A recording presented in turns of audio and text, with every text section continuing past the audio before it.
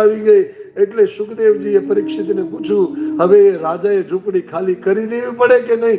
પરીક્ષિત કે કરી જ દેવી પડે, એ રાજાની વાત ખોટી છે. મહાત્માએ આશરો આપ્યો તો રાત્રિ થઈ ગઈ, પછી એને નીકળી જવું જોઈએ. સુખદેવજીએ કીધું, પરીક્ષિત રૂપી ઝૂંપડી ખાલી કરી દેવી પડે. હવે આપણો સવાર થઈ ગયો છે. આપણે આ ઝૂંપડી, આ દેહ રૂપી જીવ રૂપી રાજાને હવે આમાંથી હવે આ મળ મૂત્રની દુર્ગંધ એને ગમવા મળી છે.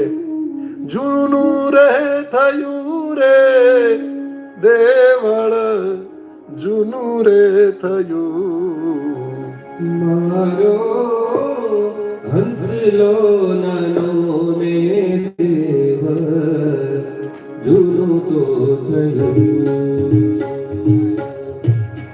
આરે કયા રે હંસા ડોલવાને લાગી રે, આરે કયા રે હંસા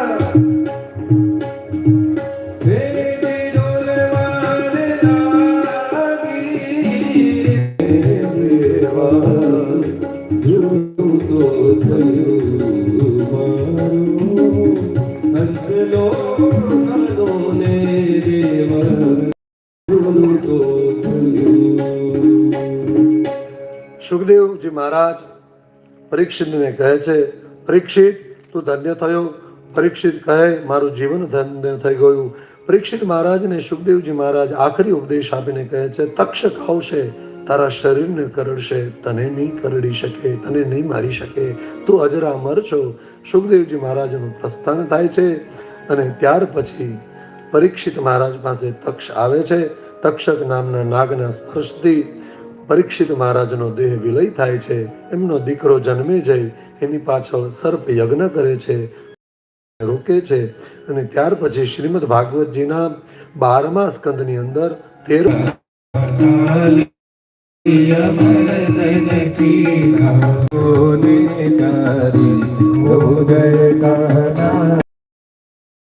વરદન કોણ વાલ ટચલે વાલ ટચલે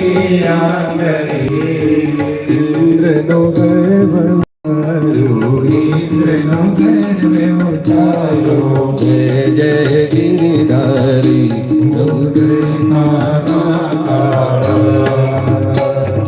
પૂર્ણ તણો તુજ પાર કે મેં નાવે, પ્રભુ કે મેં નાયાવે. નીતિ વેદ પુકારે, નીતિ વેદ પુકારે, ઉદિત શુંગાવે, પ્રભુ જય કર્પૂર ગૌરમ કરુણાવતારમ સંસાર સારમ ભુજગેન્દ્રનાદમ સદા સંતમ ભગવાને સરિતમ નમામિ. મંગલમ ભગવાન વિષ્ણુ મંગલમ ગરુડધ્વજ મંગલમ પુંડરીકાક્ષ મંગલાય હરિ. સર્વમંગલ મંગલે શ્રી સર્વાર્થ સાધિકે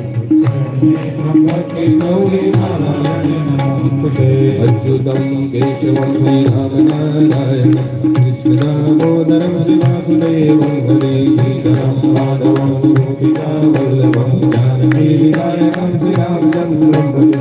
હરે કૃષ્ણ કૃષ્ણ કૃષ્ણ હરે હરે, હરે રામ રામ રામ હરે હરે, હરે કૃષ્ણ કૃષ્ણ હરે રામ રામ રામ હરે હરે. અંતમાં